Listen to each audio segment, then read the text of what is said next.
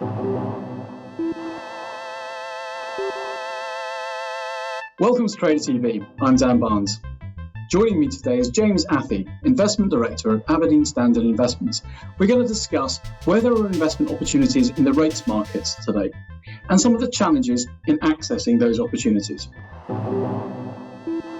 So James, welcome back to Trader TV. Thank you, Dan. Thanks for having me back. Can you tell us, where do you see investment opportunities in the rates market today?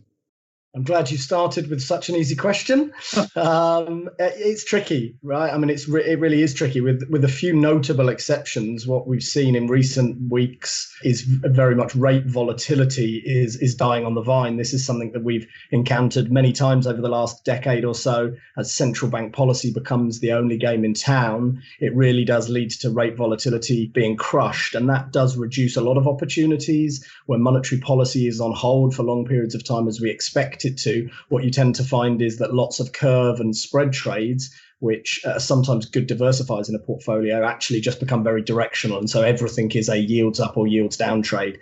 For me, the interesting things you can look at the moment are that curves are steep for a start, because again, we've got rates very close to zero, but we've actually got a lot of government bond supply. We've got a lot of monetary and fiscal stimulus at the same time. That's led to some steepness in yield curves. And if you are looking, or if you choose to look around the sort of 5-year point where you're a bit more protected by central bank policy, you can still pick up some steepness. So using interest rate swaps, for example, investing in the forward curve rather than the spot curve, you can find some quite nice steepness around the 5-year point across a number of different markets, which will behave like duration in a risk-off move, but will roll very nicely in your favor and is therefore a bit more protected if we do see yields rising. So that's definitely something I'm looking at. Beyond there, I think it's very much a question of whether you think yields are going up or down. For now, I'm still pretty defensive, pretty bearish the outlook. So I'm quite happy to be long duration at this point. You mentioned swaps there. I mean, do you see cash or derivatives as the best way to access the market? Definitely one of the big situations that you have to face at the moment as a rates investor is government bond supply. I mentioned it before. We're used to a lot of supply from certain countries over the last few years, but some of the countries we're not used to so much supply, such as Germany, have really bumped up supply to fund their fiscal programs. And obviously countries like the UK and the US are really engaging in fiscal programs, the likes of which we've not seen for some time, if at all. So there's a heck of a lot of bond supply to deal with. So if you are using interest rate swaps, for example, you can take away some of the upward pressure that you might expect to see on yields coming from bond supply. And that can be attractive if you want to be long duration. You know, on the flip side, if you are worried about inflation and worried about what supply might mean for yields, then being able to sell government bond futures is quite an attractive way to profit from that. So it really does depend on your view and how you want to be positioned. But I think there are still opportunities across the whole suite of cash bonds and derivatives.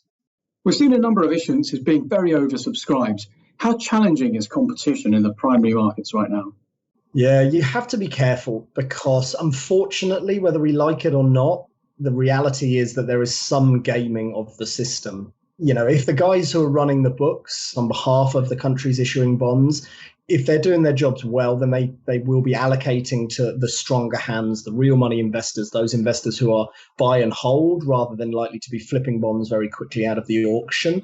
What that means, however, is that where the issue is attractive for one reason or another to hedge funds to faster money, what they can do is they can put in for a larger order than they would actually want on the expectation that they will be sized down and receive something much smaller. And that just feeds off itself. If everybody starts to do that, you get these hugely oversubscribed books where there will be a number of clients and investors in the book who, let's be honest, if they were given the full allocation, they would be very uncomfortable and they'd be sellers very quickly. So there is some noise around the size of books on that part. And also, I think as well, in this low rate vol world, it does lend itself to investment strategies or trading strategies around the auction itself. And again, that just encourages a bit more fast money participation, people happy to have a bigger allocation, knowing that they're going to be flipping it very quickly out of the back of the auction. So that's not something that we engage in. We don't think it's right or proper on behalf of our clients to be goosing the book, but it is something that you have to be aware of. And then how's liquidity looking in the secondary markets? Yeah, that's tricky. It's definitely impaired.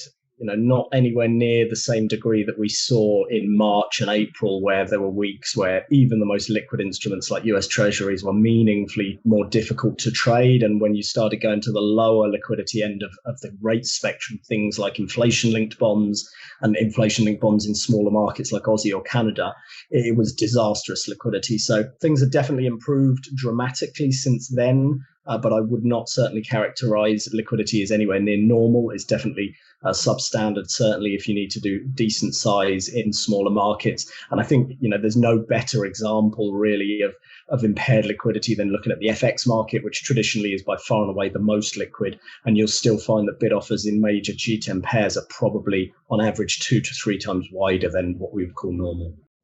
As an investment manager, what can you do to ensure that you can actually reach those opportunities on behalf of your investors, despite those challenges in both primary and secondary markets?